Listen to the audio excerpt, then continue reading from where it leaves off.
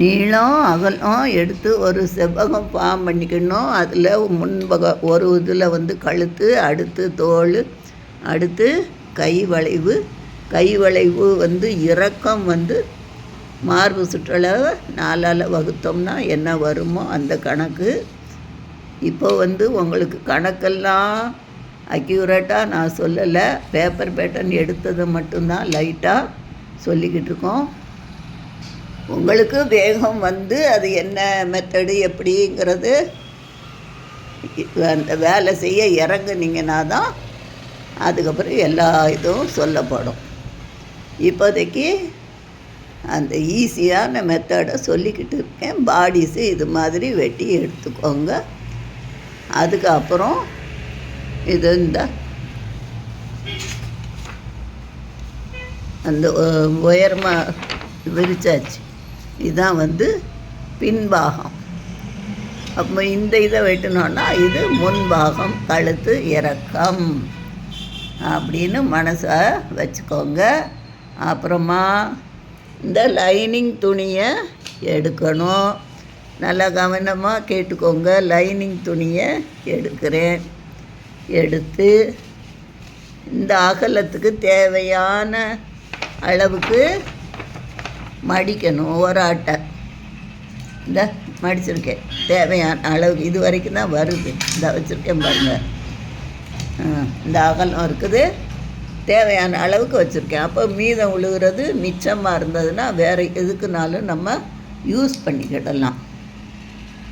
அப்போது ஒரு தடவை நீள வாக்கில் மடிச்சிருக்கேன். அதுக்கப்புறம் இந்த குறுக்கு வாக்குலேயும் மடிச்சிருக்கேன். நம்ம இந்த இன்ஸ்கர்ட்டுக்கெல்லாம் போடும்ல அது மாதிரி. முன்பக்கம் இருக்கிறது முன்கழுத்துன்னு வச்சுக்கிட்டோம்னா பின்பக்கம் இருக்கிறது பின்பாகம் அப்படின்னு வச்சுக்கிடணும். இதுக்கு மேலே இந்த பேட்டர்னை போடணும். இந்த பாருங்கள், மடிப்பு எல்லாம் போட்டோமா. இப்போ நம்ம என்ன செய்யணும்? கழுத்து வடிவம் வரையலாம், அப்புறம் கை வளைவு வரையலாம். அடுத்து இந்த சைடில் நேராக வெட்டிடலாம்.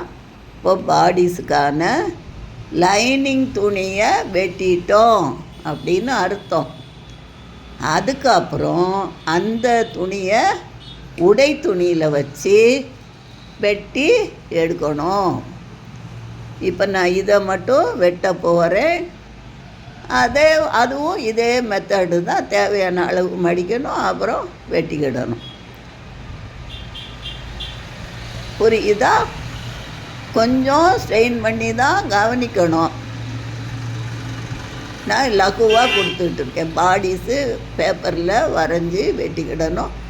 அதை துணியில் எவ்வளவு தேவையோ அது வரைக்கும் மடித்து போட்டு வீணாகாமல் பக்குவமாக பார்த்துக்கணும். இப்போது நான் கழுத்து வளைவு இந்த இப்படி வரைய போகிறேன். இது பின் கழுத்து, இது முன்கழுத்து, இது கை வளைவு. இங்கே நேராக வெட்ட போகிறேன். இதே பீஸை இந்த உடை துணி வச்சுருக்கேன், அதில் வெட்டணும். அதுக்கு அடுத்து இந்த ஜருகையை இது மேலே வைக்கலாம் அப்படின்னு நினச்சிருக்கேன். தைக்கையில் உங்களுக்கு காமிக்கிறேன். நன்றி நேயர்களே. கொஞ்சம் ஒவ்வொரு நாளும் என்ன நடக்குங்கிறத கவனித்து அதோடு இயங்குனீங்கன்னா நீங்களும் சூப்பர் டெய்லராக மாறலாம். நன்றி நேயர்களே.